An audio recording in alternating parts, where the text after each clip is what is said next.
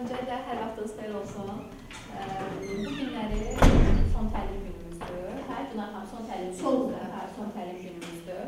Sizə müəyyən strategiyalarla bağlı məlumatlar verəcəm. Həm o strategiyaların tətbiqi ilə bağlı, məktəblərdə tətbiqi ilə bağlı, bullyingə məruz qalan şagirdlərin aşkar olması ilə bağlı ki, hansı hallarda biz həmin şagirdləri aşkara çıxarda biləcəyik, hansı hallarda həmin şagirdlər bullyingə məruz qala bilir, əsasən kiberbullyingə məruz qala bilir və biz o kiberbullying edən tərəflə nə işlər görəcəyik, kiberbullyingə məruz qalan şagirdlərlə nə işlər görəcəyik, bunlar üzərində danışmaq istəyirəm. İlk məsələ əslində bizim məktəb psixoloqlarının 3 iş sistemi var da. Psixodiagnostika, psixokorreksiya, psixoprofilaktika. İlkin məsələmiz əslində bu kiberbullyingin məktəbimizdə, ümumiyyətlə kiberbullyingi də bir qırağa qoysaq, bullyingi məktəbimizdə kəşf eləməni, məktəbimizdə belə deyim də ortaya çıxartmalı bir əsas məsələsi psixoprofilaktik tədbirlərin aparılmasıdır. Bəzən məktəb psixoloqları, məktəb rəhbərlikləri bunu səhv başa düşürlər. Yəni psixoprofilaktika sözünün mənası profilaktik tədbirin görülməsidir. Əgər biz bununla bağlı hər hansı bir təlim keçiririksə, hər hansısa bir oyun təşkil ediriksə, hər hansısa bir yarışlar keçiririksə bununla bağlı, bu o demək deyil ki, o problem bizim məktəbimizdə var. Biz bunu önləm amaçlı, yəni önləm üçün eləyirik, yəni profilaktik tədbiri önləm amaçlı eləyirik ki, bu problemlər bizim məktəbimizdə yaranmasın və əgər yaranırsa, həmin onu tətbiq edən uşaq, həmin o problemə məruz qalan şagird buradan özünə hər hansı bir pay götürsün. İndi profilaktik tədbir olaraq, ilkin olaraq biz məktəbimizdə nə eləyə bilərik? Yəni, sual vermək istəyirəm ki, bununla bağlı, bullyinglə bağlı, məncə bullying günü var, bullyingin həftəsi var, səhvləməmsə, bullying həftəsi var, noyabr ayında olur, bununla bağlı nə işlər gördük? Yəni, hansı, misal diagnostikanı qoyuram, korreksiyanı qoyuram, ən əsası psixoprofilaktik tədbir. Profilaktika olaraq nə işi gördük məktəbimizdə? Nələr elədik ki, ən əsası bu şagirdləri aşkara çıxardaq, ən əsası bu məruz qalan uşaqlar üzərində işləyək. Məsələn, məktəbimizdə nə elədik? Anonim sorğular keçirdik. İndi mən sizin dediklərinizi də qeyd edəcəm. Özüm elədiklərimi də qeyd edəcəm. Onlar üzərində bir fikir mübadiləsi aparır. Kiberbullyingə məruz qalan uşaqlar var. Ümumiyyətlə, əgər biz hiss ediriksə ki, məktəbimizdə belə bir qayda var ki, əgər məktəbdə o şeyin problem halına gəlməsi üçün, məktəbdə o problemi 5 şagird yaşamalıdır. Əgər bu məktəbdə 5 şagird bu problemi yaşayırsa, demək bizim məktəbimiz bu problemdən əziyyət çəkir. 5 şagirdə görə bütün məktəbi əhatə eləməlidir bu proses. İlkin olaraq, müəllimə dedik ki, anonim sorğular keçirdik. Bu anonim sorğuların, belə deyim, məğzi nədən ibarət idi? O sualları siz özünüzmü tətbiq yazmışdınız, yoxsa hər hansısa bir qrupdan falan da belə əldə eləmişdiniz? Yox, psixologlar özləri əldə eləmişdilər. İndi məsələ belədir ki, həmin qruplarda paylaşılan materiallar bir məktəb üzərində fokuslaşan materiallardır. Yəni, bu günləri mənim məktəbimdə, tutalım ki, kiberbullyingə məruz qalan uşaq var. Mən otururam, həmin kiberbullyingə məruz qalan uşaqla bağlı bir sorğu blankı hazırlayıram. Anonim sorğu blankı hazırlayıram və öz uşağım üzərində bu daha da effektli ola bilir. Bu çox yaxşı, effektli. Bəli, fərdi olaraq hazırlayıram. Çünki mən özüm bilirəm ki, mənim məktəbimdə bu problemlər var və mən onu ilə bağlı bir sorğu blankı hazırlayıram. Bunu öz məktəbimdə tətbiq edirəm. Və sonra məndən kimsə istəyirsə, onu göndərirəm həmin müəllimə və də həmin psixoloqa, həmin uşaq birliyi rəhbərinə, kim istəsə göndərir. Amma bu onun məktəbində nə qədər effektli olacaq, bu böyük bir sual işarəsi altındadır. Niyə? Çünki mən onu öz məktəbim üçün hazırlamışam. Öz məktəbimin daxili qaydaları, qanunları. Bəlkə də mənim məktəbimdə daha belə deyəm də. Məsələn, mən dünya məktəbində işləyirəm. Biz beynəlxalq məktəbdir və ali təhsil sistemi ilə işləyirik. Məsəl üçün, ali təhsil sistemi ilə işləyəndə biz uşaqlara hər cürə sualları verə bilirik. Hər cürə sualı verə bilirik. Məsəl üçün, orada bizə qayda yoxdur ki, sən uşaqdan utanmalısan, bu sualı uşağa vermək etik deyil, məsələn. Sonra uşağın yanında tutalım ki, belə oturmalısan, belə durmalısan. Məsəl üçün, ali təhsil sistemində müəllimə rahat olmalıdır ki, uşaq da rahat olsun. Müəllimə uşaqla istədiyi kontaktda söhbət edə bilməlidir.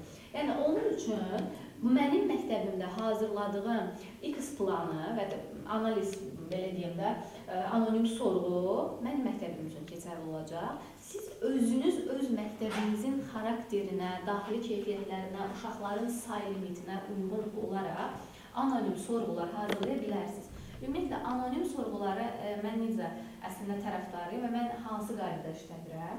Mən blankları uşaqlara paylayıram, onların yanlarında durmuram ki, bunu yazın mənə verin.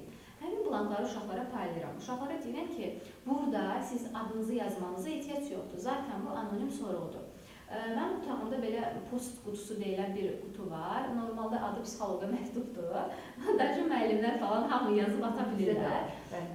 Mən uşaqlardan xahiş edirəm ki, həmin anonim sorğuları gətirib həmin qutunun içərisinə ata bilirlər. Yəni, onlar istədikləri zaman mənim otağıma girə bilirlər. Məsələn, istədikləri zaman mən olmasam belə, ki, müəllimə istəmirəm ki, sən görəsən də mən ora atdığımı bilməyəsən. Ok, mən otaqda olmadığım müddət gətir at. Yəni, gətirib ora atırlar. Bizdə otaqdan kənarda belə özün qurayı otaqdan qapısının yanında. Ona görə bizdə belə deyəndə o yer olmadığına görə mən bunu otağa girdim, qapının ağzındadır, orada qoymuşam. Bu halda mən bilmirəm o anonim sorğunu atan kimdir. Uşaqlar məsələn gətirəndə artıq məndə bir fikir formalaşır ki, hə, bunu demək bu yaza bilər, bunu bu yaza bilər.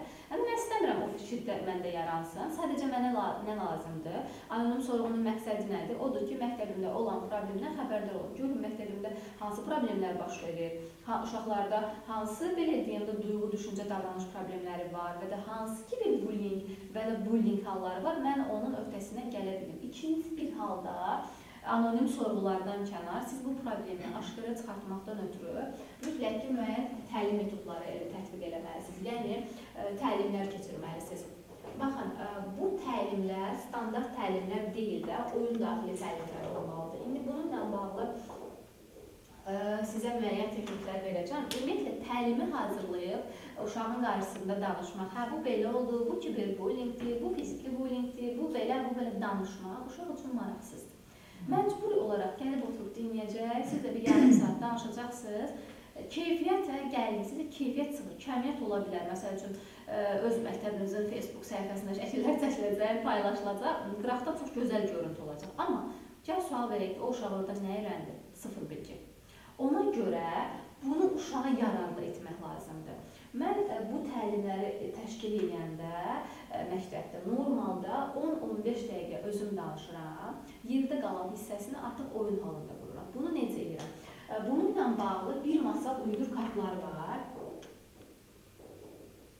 Bunu mən atacağım sizə.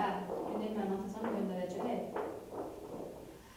Deməli, bir masal uydur kartı normalda hansı uşaqları seçmişəmsə, hansı uşaqlara təlim keçirəmsə, həmin uşaqlara tətbiq edirəm. Uşaqlar otağa girəndə artıq masanın üzərində tamamilə mən o əslində göstərə bilərəm. Mən o sizə qoyun göstərəm, daha rahat sizin üçün olsun deyə. Masanın üzərində burada 100-dən çox kartdır. O kartların hamısı düzülür ortada. Uşaqlar içəri girəndə deyirəm ki, özünə 7 kart seç keç. Özünə 7 kart seç keç. Amma qaydamız olmalıdır ki, uşaq diqqətlə baxmamalıdır. Belə-belə, bunu götürün, bunu götürün. Uşağın sadəcə 10 saniyə vaxt var. 10 saniyə ərzində bəyəndiyi 7 kartı seçib keçib oturmalıdır yerində. İndi mən sizə göstərəcəm o kartları. Bir dəqiqə.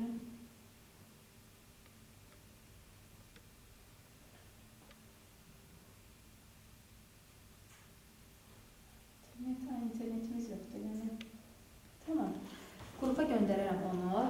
7 dənə kartı seçib oturacaq. Uşaq üçün maraqlıdır. Uşaq düşünür, mən bu kartı niyə seçdim? O kartı seçib özündə saxlayır. Təlimin axırına qədər o kartla bağlı heç bir məlumat vermirəm uşağa. Sadəcə özüm danışıram ki, ümumiyyətlə bullyingin mənfi tərəflərini, bullying haqqında danışıram.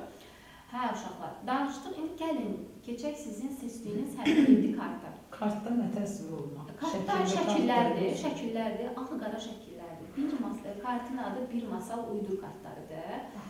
Burada da var, əslində kitab satılan yerlərdə var, çox yerdə var. Balaca belə kartlardır. Bir masal, elə bir ki, düzəndə bütün masanızın üzərinə örtəcək. Yəni, o dərəcə. Bir növ nağıl terapiyası forması da. Bəli, özü uyduracaq oradan, indi deyəcəm, özü uyduracaq oradan nağıllar. Çünki uşaq, sonuç olaraq uşaq gözləyir ki, mən bu kartlarda nə edəcəm? və seçdiyi həmin 7 karta uyğun olaraq deyirəm ki, seçdiyim bu 7 dənə kartdan mənə bir hekayə uydur. Artıq mənim düşüncələrimlə seçdiyim həmin uşaqlar normalda əgər biz bullying tədbiri ediriksə, bullying belə deyim ki, bir bullying təlimi keçiriksə, öz müəllimlərə və rəhbərliyə məlumat veririk ki, mən düşünürəm ki, bu uşaq bullyingə məruz qalır və mən düşünürəm ki, bu uşaq bullying tətbiq olunur. O uşaqların orada olması daha məqsədə uyğundur. Nəinki bütün məktəbi. Çünki biz tutalım ki, 6-cı sinifə keçirsək o tədbiri, bəlkə 6-cı sinifin o tədbirdən, o anlayışdan, belə deyim də, o problemdən o 6-cı sinifdə yoxdur. Siz boş-boşuna tədbir keçirmiş oldunuz, boş-boşuna təlim keçirmiş olduq uşaqlara. Mən özüm qabaqcadan uşaqlarda baxıram da ki, hansılar uğraya bilər, hansı uşaqlar ki, özgüvən əksikliyi yaşayır, hansı uşaqlar ki, belə deyim, daxili narahatlılar, valideynləri parçalanmış ailənin övladları. Bir nəvi psixologlara görə risk qrupuna uğrayan uşaqları seçirik. Sırf profilaktik tədbir keçiririksə. Və uşaqlar təlimi sonunda seçdikləri həmin 7 karta uyğun olaraq hekayələr uydururlar.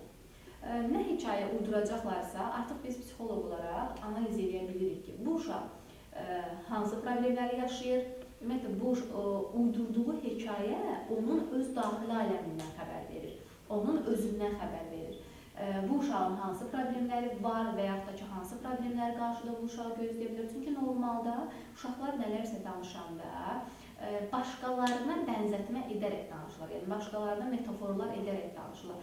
Normalda bir uşaq var idi, gəldi danışdı ki, müəllim, bilirsiniz, mən xalam qızının filan problemləri var, mən ona kömək eləmək istəyirəm, neyiniyim? Özünə sıxışdırmır öz problemini danışmaq. Əslində öz haqqında danışırdı. Özü, bir xala qızı yoxdur ümumiyyətlə, uşağın xalası yoxdur. Bir xala qızı yaradıb özünə metafor olaraq və onun üzərindən öz problemlərini həll eləməyə çalışır. Düzgün yanaşmadımı? Bəli, düzgün yanaşmadı.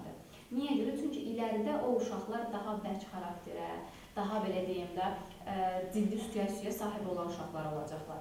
Özlərini heç vaxt əzdirməyən, öz mənlərini hər zaman hamıdan yüksəkdə tutan uşaqlar olacaqlar. Öz daxili aləmlərini normalda çox zaman paylaşa bilməyən uşaqlar olacaqlar. Bəzi tərəfdən problem yaşayacaqlar, amma bəzi tərəfdən çox lider ruhlu və iləridə olan uşaqlar olacaqlar. İndi bu profilaktik təlimimizdə uşaqlar danışdı bizə uydurduğu hekayələri.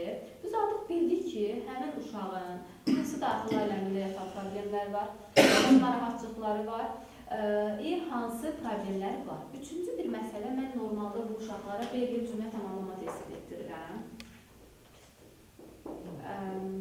Bu testidə, bu kartıda, yəni bu blankları da mən sizə günlə də göndərəcəm. Normalda bir yıl cümlə tamamlama testi 7-15 yaş aralığında olan uşaqlara tətbiq olunur. Burada bəzilərimiz bunu yarımçıq cümlələr deyə tanıyırıq. Amma əsl adı bir yıl cümlə tamamlama testidir. Bir yıl cümlə tamamlama testi vasitəsilə uşağın elə bil ki 10-15 fakt var ki, həmin fakt üzərində uşağın yaşadığı problemləri belə deyək, öyrənə bilirik. Atasından bağlı yaşadığı problemləri, daxili aləmindən bağlı yaşadığı problemləri, cəmiyyəti ilə bağlı yaşadığı problemləri, öz mənlik duyğusu ilə bağlı yaşadığı problemləri, dostları ilə yaşadığı problemi, məktəbi ilə yaşadığı problemi. Yəni bu A və B formundan ibarətdir. Bir formunu işlədirsiniz uşağa. Hansını işlətsəz də yenə eyni effekt verəcək. Sual versəz ki, niyə görə 2 dənə formu var? Ola bilər ki, uşaq birinci formu işləyib, artıq testin məğzindən xəbərlidir, yəni bilir. Əgər o testi verirsə, ikinci B formuna da keçid edə bilirik. B formunu da işlədə bilirik. Bu belə. Yəni, profilaktik olaraq sizin həmin uşaqları aşkara çıxarmanız üçün görəcəyiniz, yəni bu 3 şey ən əsas şeylərdən biridir. Amma siz desəz ki, mən bunları yox da tamam başqa şeyləri etdirirəm, okey, mən ona da razıyam. Niyə? Çünki hər bir psixoloqun özünün yanaşma tərzi olmalıdır. Hər bir psixoloqun özünün yaxşı təxəyyülü olmalıdır və bu şeyləri daha yaxşı inkişaf eləməlidir. Onun üçün, baxın, bu metodlar, bu kimi şeylər mənə daha rahatdır. Yox desəz ki, bu mənə rahat deyil, mənim özümün daha başqa texniklərim var. Okey, olar, niyə də olmasın ki? Yəni, əgər sizə o tərzdə rahatdırsa, siz də o tərzdə işinizi aparıb, o cür irəliyə bilərsiniz. İkinci bir məsələ, kolleksiya məsələsidir. Psixokorreksiya məsələsində ümumiyyətlə məktəb psixoloqlarının 3 seansdan sonra əgər nə isə düzəltməyə çalışırsa, 3 seansdan sonra korreksiya eləyirsə, bunu ödənişdə eləmək haqqı var. Yəni məktəb psixoloqlarının işinin təşkilində də bu qeyd olunur ki, rəhbərliyin də, uşağın valideynin də xəbəri olaraq 3 seansa qədər biz uşaqla tamamilə ödənişsiz işləyə bilirik. Amma 3 seansdan sonra əgər istər kiberbullying olsun, istər hər hansı bir problem olsun, istər hər hansı bir belə deyim də ünsiyyət pozuntusu, davranış pozuntusu olsun, bu kimi problemlər varsa, o əgər ki, həmin məktəb psixoloqunun diplomu onu təsdiqləyirsə ki, o bu problemlərlə işləyə bilir, artıq həmin problemlərlə işləyə bilər. Amma məsələ nədən ibarətdir? Burada bəzi təzadlı məsələlər var. Bəzi məktəb psixoloqları üçün əlverişli avadanlıqlar yoxdur məktəblərində. Bəzi psixoloqlar üçün otaqları yoxdur, məsəl üçün. Bu halda bunu eləyə bilmirlər. Yəni, bu halda onu eləyə bilmirlər və həmin məktəb sırf seans keçmə, məktəbdə seans keçmə dərəcəsi də praktik psixoloqlara verilir. İndi desəz ki, bunların bir-birindən fərqi nədir? Bir var təhsil psixoloqu, bir var praktik psixoloq. Təhsil psixoloqu sırf məktəbdə gedən prosesi, belə deyim də, izləmək, həmin proseslə bağlı müşahidə aparmaq, həmin proseslə bağlı müəyyən tövsiyələrini vermək, amma artıq həmin uşaqla işləmək, klinik dərəcədə işləmək, bu təhsil psixoloqunun işi deyil. Bir klinik dərəcə dedim, baxın, əgər uşaq kiberbullyingə məruz qalıb, ümumiyyətlə bullyingə məruz qalıb və bununla bağlı intihar meyilləri varsa, bununla bağlı intihar çağırışları varsa, biz onun şəkillərində görə bilirik bunu, dəftərlərinin kənarında görə bilirik bunu, hətta dəftərinin bir qırağında ölüm deyə yazan uşaqlar var, məsəl üçün, bunda görə bilirik bunu. O zaman hiss edirik ki, bu uşağın ən azından intihar meyili var. Bunu görə biliriksə, həmin uşaq yetkinlik yaşına çatmadığı üçün ilk öncə protokol tətbiq edərək məlumat verir məktəbin rəhbərliyinə, məktəbin rəhbərliyi ilə bir yerdə həmin uşağın valideyni məlumatlandırılmalıdır. Yəni, valideynlə söhbətimizi elə aparmalıyıq ki, o evdə gedib uşağını bu prosesə görə danlamasın. Və bununla bağlı bizim heç bir işləmə gücümüz yoxdursa və biz bununla işləyə bilmiriksə, mütləq klinik, belə deyim də, psixoloqa uşaq yönləndirilməlidir. Məktəb psixoloqu tərəfindən rəy yazılır, klinik psixoloqa yönləndirilir uşaq. Bir nəvi burada artıq biz, belə deyim də, öz işimizi asanlaşdırırıq ki, həmin uşaqla bağlı olan hər hansı bir problemdə artıq bizim qeydlərimiz var, bizim görüş blantımız var, valideynlə görüş blantımız var. Bəli. Bununla bağlı hər hansı bir tədbirimiz var və üçüncü bir halda gələn bir əks təsir bizə təsir edə bilməz. Ki, artıq biz onunla bağlı işimizi görmüşük. Məktəb rəhbərliyi nə demişik? Şagirdin valideynindən görüşmüşük. Klinik psixoloqa yönləndirmə vermişik. Yəni, artıq biz öz vəzifə borcumuzu müəyyən qədərindən yerinə getirmişik. Ki, klinik psixoloq da rəy versə ki, məktəb psixoloqu da uşağa dəstək olsun, həftədə bir dəfə kiberbullyingə məruz qalan uşaqla söhbət apara bilirsiniz. Söhbətin məqsədi nədən ibarət olacaq? O, belə deyim də, sistemi artıq uşaq seçəcək. Özün necə hiss edirsən, bugün necəsən, bugün səni daha yaxşı gördüm, hər hansı bir problemin mi var? Yəni, bunlar üzərində ümumi söhbət. Bunun üçün hər hansı bir seans metodu, hər hansı bir strategiya, hər hansı da bir, belə deyim də, texnik eləmənizə gərək yoxdur. Ümumi bir söhbət edə bilirsiniz. Psixodiagnostika hissəsi, bir də onu deyim, psixodiagnostika hissəsində də müəyyən testlər var ki, sorğu blantları var ki, həmin sorğu blantları ilə siz kiberbullyingə məruz qalan uşaqlar olsun, ümumiyyətlə digər uşaqlar da ola bilər ki, yəni onları da müəyyən sorğu blantları hazırlayaraq həll edə bilirsiniz də, yəni görə bilirsiniz ki, o uşaqda da bu problem var və yaxud da ki, problem varsa onun ötəsindən necə gəlməliyik? Bununla bağlı da sizin özünüzün, belə deyim də, sorğu blankınız olmalıdır. Ki, bu sorğu blankları da məktəbdə, məktəb direktorunun da nəzarəti altında siz özünüz hazırlamalısınız. Yəni, nazirlik tərəfindən elə bir qayda yoxdur ki, psixoloq fəaliyyət planı və yaxud da ki, sorğu blankları və yaxud da ki, hər hansı bir metodlar hazırlamasın. Əslində, onlar tərəfdarıdır ki, psixoloqlar bunu özləri hazırlasın. Düzdür, indi bəzi təhsil idarələrində bu daha sistemli şəkildə davam edir. Necə sistemli şəkildə davam edir? Ümumiyyətlə, anketdir, rəydir, sorğu blanklardır, fəaliyyət planıdır, təhsil idarəsi tərəfindən göndərilir məktəbin psixoloquna. Amma bəzi məktəb psixoloqlarında bu tamamilə əksidir. Bundan tələb edirlər ki, özləri hazırlasınlar. Orada olan müəyyən bir boşluqdur da, metod birləşmənin boşluğunu deyim, metodistimin boşluğunu deyim. Yəni o artıq bizim problemimiz deyil. Sonra bir də məlumat verilməlidir kiberbullyinqə uğrayan uşaq. Yəni risk qrupuna salınmalıdırmı? Risk qrupu cədvəlimiz olmalıdır bizim. İldə bir dəfə hər direktora biz risk qrupuna aid olan şagirdlərin siyahısını verməliyik. Uşağın adı, soyadı, təvəllüdü, risk qrupuna aid olma səbəbi, bunlar hər biri məktəb rəhbərliyinə məlumat verilməlidir bununla bağlı. Kiberbullyinqə uğrayan uşaqda, kiberbullying edən uşaqda salınmalıdır risk qrupuna aid olan şagirdlərin cədvəlinə. Hansı risk qrupuna aid olan uşaqlar var? Valideynləri boşanmış ailənin övladları, valideynlərindən birini və hər ikisini itirmiş ailənin övladları, dəfələrlə məktəbdə nəzakətsiz davranışlar edən uşaqlar risk qrupuna aid olan uşaqlardır. Hər hansısa bir patologiyası olan uşaqlar risk qrupuna aid olan uşaqlardır. Baxın, elə uşaqlar var ki, onlar pensiya alırlar dövlətdən. Yəni şəkər, diabet, onkoloji xəstəlik.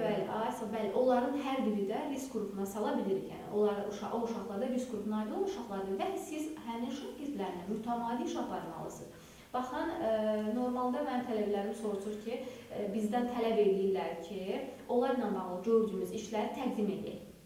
Təbii ki də bunu təqdim eləməlidir, çünki məktəbin %30-40% risk qrupundan əziyyət çəkən uşaqlardır. Bir çox məktəblərdə belədir. Onlarla bağlı sizin fərdi fəaliyyət planınız olmalı, bu fəaliyyət planınızı özünüz hazırlamalısınız. Orada bullyingə, kiberbullyingə də yer verilməlidir. Bunlarla bağlı sizin işləriniz olmalı, bu işlərin hər biri sənədləşdirilməlidir və hər ilin sonunda bu işlər direktora təqdim olunmaz. Direktorda artıq onu belə deyəndə istəyər nazirliyə və yaxud da ki, təhsil idarəsinə təqdim edir, amma ən əsası sizin buna dair bir işinizin olması yəni vacibdir. Sonra indi gələk bizim görəcəyimiz işlərə ki, biz hansı işləri görə bilərik, hansı strategiyalardan, hansı metodlardan, hansı belə deyim də işlərdən edək ki, həmin uşağı da kiberbullyinqə edən uşağı da həmin prosesdən yayındıraq. Kiberbullyinqə məruz qalan uşağı da daha travmasız şəkildə bir cəmiyyətə təqdim edilir. Baxın, aydın məsələdir ki, kiberbullying edən uşaq daha çox travmalı uşaqdır. Niyə? Çünki daxilində yatan o agresiya, daxilində olan o boş ego, məsəl üçün boş liderlik istəyi, insanların duyğularını, düşüncələrini daha tez ələ ala bilirlər o uşaqlar. Bu da onların özgüvən əksikliyindən, çünki cəmiyyətdə özlərini təsdiq edə bilmirlər. Telefon arxasında özlərini təsdiq eləməyə çalışırlar. Özlərini belə deyim də, yəni öndə aparmağa çalışırlar. Bu ancaq telefon arxasında olur və o uşaqlar çoxlu zaman sakit görünən uşaqlar olur. Düşünün ki, oyda, bu buna heç eləməz, bu hardan buna eləyər? Mən heç inanmıram ki, bu buna eləyər.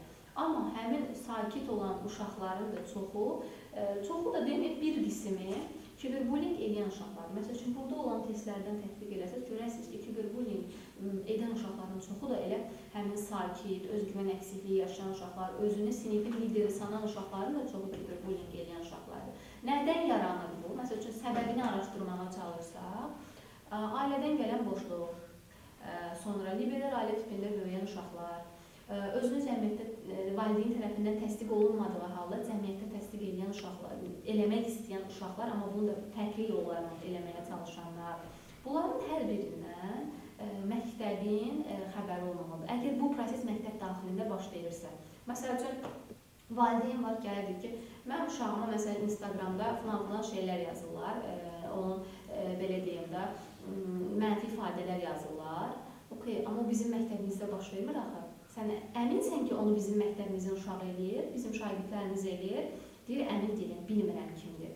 Valideyn bizdən dəstək almağa gələ bilər, biz ona dəstək göstərə bilərik, müəyyən yollar önərə bilərik. Amma əgər o problemi bizim məktəbimizin şagirdi eləmirsə, bunun üçün əl-ayağa düşməyimizə ehtiyac yoxdur. Sadəcə olaraq o kiberbullying uğrayan uşağa dəstək göstərə bilirik.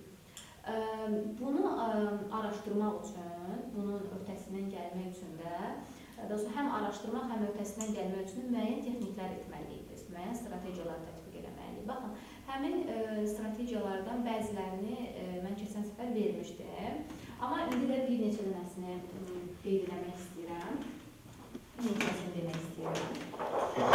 Onlardan biri uşaqların emosiyalarını, duyğularını alması üçün, ümumiyyətlə bullying edən tərəfdə və bullyingə uğrayan tərəfdə öz hisslərini, emosiyalarını, duyğularını çox zaman ifadə edə bilmirlər. Yəni, duyğularını tam olaraq cəmiyyətə bir şəxsiyyət kimi yansıda bilmirlər. Bunun üçün biz uşaqlara duyğu düşüncə çalışması edə bilirik. Məsəl üçün, bir gülən üz rəsmi çəkirik. İkinci bir məsələmiz, belə deyəm də, mənfi, yəni mutsuz üz rəsmini çəkirik. Bir təəccüblü üz rəsmini çəkirik. Məsələn, mütləq təəccüblüyü də. Bunların hər birinin kağız formatını mən sizə göndərəcəm. Bir də təəccüblü bir rəsm çəkirik. Uşaqlara da 5 situasiya veririk ki, təsəvvür edək ki, ay uşaqlar, bullying tədbiri keçirik. Təsəvvür edək ki, ay uşaqlar, burada bullyingə uğrayan uşaqdır, gülür. Kiberbullyingə uğrayan uşaqdır, gülür. Kiberbullyingə uğrayan uşaqdır, mutsuzdur. Kiberbullyingə uğrayan uşaqdır, düşünür. Sizcə bu niyə gülür? 5 argument. Sizcə bu niyə mutsuzdur? Sizcə bu nə düşünür? Hər birindən 5 argument yazmasını istəyə bilər. Bu uşaqda böyük bir fərqində yaradacaq. Bu bizim birinci stratejiyamız. İkinci stratejiyamızda qəlbində kimlər vardır? Baxın, bir ürək rəsmi çəkirik və o ürəyi müəyyən hissələrə bölürük. Amma ürəyin tam ortasında da bir dənə ürək rəsmi çəkirik. Uşağa deyirəm ki, buranı sən ən çox dəyər verdiyin və ən çox sevdiyin biri üçün saxla. Amma qırağına da həyatında dəyər verdiyin şəxsləri bura qeyd edə bilirsən. Uşaq bu tapşırığı yazanda nə öyrənəcək? Həm uşağın ətrafında olan şəxsləri biz bilmiş olacaq ki, onun ətrafında kimlər var, valideynləri narkomandırmı, narkoman deyilmi? Həm də uşağı daha yaxşı tanımış olacaq. Sonraki bir stratejiyaya gəldikdə, məsəl üçün, keçən maarifləndirici, belə deyim, sualların verilib, həmin suallara metafor olaraq uşaqlara qoşulması. Məsəl üçün, uşağa bir sual verirəm ki, təsəvvür et ki, günlərin bir günü sənin bir sinif yoldaşın ailəsi ilə dalaşıb gəlib sizə. Uşaq ağlayır ki, valideynlərin tərəfindən döyülmüşəm. Valideynlərin tərəfindən fiziki bullingə məruz qalmışam. Və deyir ki, bura gəldiyimi də valideynlərimə xəbər vermə. Səncə, ay uşaqlar, siz həmin uşağı evinizə qəbul edərsinizmi? Valideynlərinizdən xəlvət evinizə qəbul edərsinizmi? Burada nə baş verir? Hər bir uşağın yanıtı onun daxili aləmidir. Siz artıq uşaq bu yanıtları verəndə sizə onun hansı xarakterdə olduğunu, hansı duyğuya sahib olduğunu, hansı liderlik bacarığına sahib olduğunu rahatlıqla çözə bilərsiniz. Uşaqlar var deyir ki, mənim otağım qapının yanındadır, xəlvətcə də otağıma salaram, səhər-səhər bir yerdə dərsə gedərik. Uşaqlar deyir ki, yox, mənim valideynlərim hər şeydən xəbərdar olmalıdır, mən valideynlərimə deyərəm, hətta onun valideynləri ilə də danışar, biz ona kömək eləməliyik, ona dəstək olmalıyıq. Uşaqların fərqli düşüncələri var. Ona görə, baxın, bu metodu da eləyə bilərsiniz. Buna əslində, belə deyəndə, Lucia Duz hekayələrindən götürülmə bir epizoddur bu. Onunla yanaşı, buna uyğun olaraq özünüz hekayələr oturub uşaqlara təqdim edə bilərsiniz. Həmin sinifin probleminə uyğun olaraq hekayələr tətbiq edə bilirsiniz.